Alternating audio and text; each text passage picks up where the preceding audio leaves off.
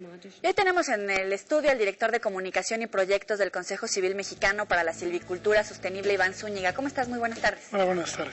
Oye, Iván, tenemos buenas noticias respecto al manejo que se da en México a los bosques. Ocupamos el primer lugar, según me comentas. Sí, así es. Los bosques en el planeta, algunos de ellos están bajo propiedad o gestión por parte de comunidades indígenas. Y México es el país que más ha desarrollado a sus comunidades para manejar sus bosques de manera sustentable. Oye, esto parece un poco contrastante con la información que de repente nos llega, porque vemos que hay denuncias en todos los estados respecto a la tala inmoderada de árboles, a todo el tráfico que hay de especies, etcétera. Sin embargo, ya estamos metiendo en orden, legalizando toda esta explotación.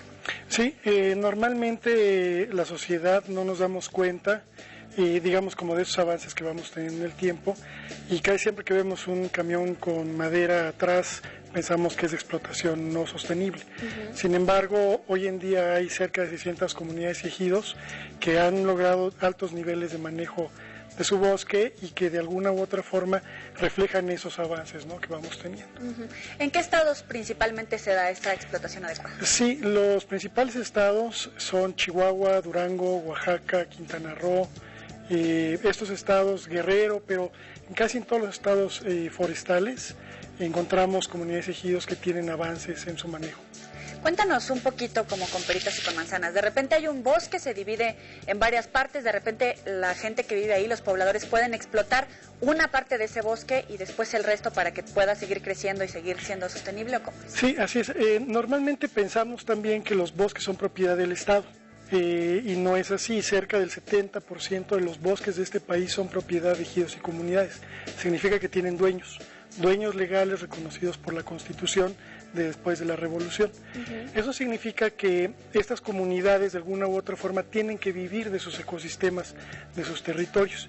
Y lo que hemos hecho como país y como organizaciones desde hace muchos años es buscar darles herramientas técnicas, organización social y algunas veces hasta conexión con los mercados para que ellos puedan vivir de sus recursos forestales. Si ellos no pueden vivir de sus árboles, de sus bosques, claro, lo más seguro es que tengan que reconvertir ese territorio hacia otras actividades como la ganadería o la agricultura, y es por eso que se da la deforestación. Entonces, digamos que en este caso lo que hacen ellos es aprender a utilizar sus bosques, sus selvas, los diferentes productos que tienen ahí, madera, explotación o aprovechamiento de animales, resinas. Muchos de los productos que utilizamos todo el tiempo, como el papel, los pegamentos, limpiadores para la casa, provienen de los bosques. Oye, en la COP16 la gente que participaba decía que de repente falta información a toda la gente que vive de esto, que vive de los bosques, para saber que se les puede ayudar a explotar sus recursos naturales siempre y cuando puedan convivir con la naturaleza. Sí, así es. Desafortunadamente estos avances o estas formas de manejo sostenible de los bosques no son muy conocidas ni en las ciudades ni en las zonas rurales. Entonces lo que estamos haciendo es un esfuerzo para cada vez incorporar a más habitantes en las zonas rurales, a más comunidades, a que puedan, digamos, hacer este tipo de aprovechamientos sostenibles. En la COP16 en particular se tuvieron negociaciones para ver de qué forma podemos impulsar estos manejos sostenibles para hacer que, digamos, deforestemos menos el planeta y de esta forma tener más captura y retención de carbono. ¿Cómo resolver esta brecha que existe entre que el gobierno genera recursos, sin embargo es difícil que lleguen a estas comunidades por distancia, por falta de campañas, etcétera? Lo que sabemos es que la mejor herramienta es la capacitación y el fortalecimiento de la organización social.